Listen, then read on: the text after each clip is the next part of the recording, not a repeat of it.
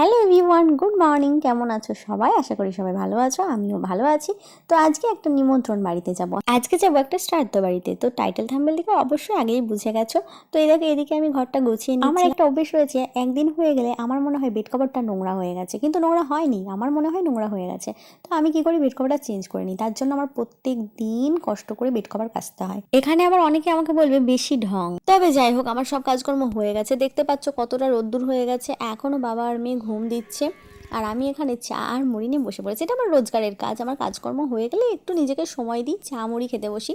তো আমার সকাল সকাল পেঁয়াজ লঙ্কা দিয়ে মুড়ি খেতে ভীষণ ভালো লাগে ভাই, সত্যি বলছি। চা দিয়ে আগে যখন আমার বিয়ে হয়নি তখন তো আমাকে কোনো কাজই করতে হতো না, মায়ের বাড়িতে থাকতাম আর সব কিছু হাতের কাছে পেয়ে যেতাম।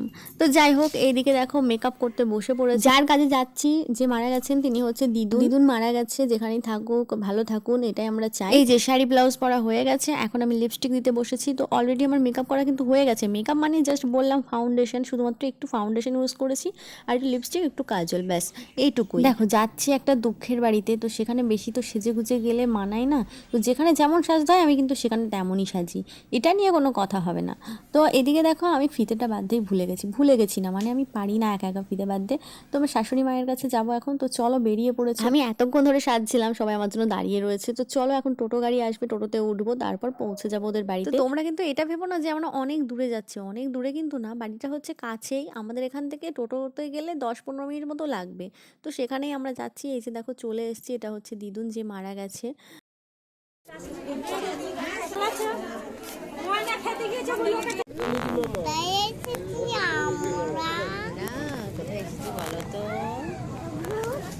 তো আমরা ওখানে বেশিক্ষণ দাঁড়াইনি, আমাদের এবার তাড়া ছিল বাড়ি যাওয়ার। তার জন্য একটু গল্প করে, মানে কথা বলে ওখান থেকে চলে এসেছি। তো এখানে খাওয়ার টেবিলে বসে পড়েছি। এখানে দাদাটা দেখতেই পেলে যে টেবিলটা ঠিক করে দিল, মানে কাগজটা পেতে দিল। তো এবার এখানে ভাত চলে এসছে, খাওয়া দাওয়া শুরু করে দিয়েছি। এই যে দেখো, আমার না কি বলবো, আমি কোথাও গিয়ে আমি শাকটা খুব একটা পছন্দ করি না, তো তার জন্য খাই না। তো দিয়ে দিয়েছে, আমি দেখতে পাইনি। তো এদিকে দেখো আমার মেয়ে কিছুটা পোজ দিচ্ছিল ছবি তোলার জন্য, কত সুন্দরভাবে, আর সবাই ওকে ভীষণভাবে নাড়ছিল। তো যাই হোক, এদিকে দেখো খাওয়া দাওয়া শুরু করে দিয়েছি। আর এত সুন্দর রান্না হয়েছিল, সেটা আর কি বলবো, ভীষণ সুন্দর রান্না হয়েছিল, আর অনেক রকম রান্না করেছিল। তো যাই হোক, খুব ভালো খেয়েছি, খাওয়া দাওয়া করেছি। আমি, আমার কাকি শাশুড়ি আর আমার মেয়ে 3জন বসেছিলাম। তো এখান থেকে বেরিয়ে এবার বাড়ির দিকে যাব। আমি না ভুলেই গেছি ভিডিওর চক্করে যে বাড়ি যেতে হবে। আমাদের কিন্তু তখন খাওয়ার পর্ব শেষ হয়ে গেছে, হাতটা ধুয়ে এসে আমি এদিকে ভিডিও করছি, যেহেতু তোমাদেরকে দেখাতে হবে, শেয়ার করতে হবে। তো আমার শাশুড়ি আমাকে ডাকছে যে বাড়ি যাবে, তো চলো।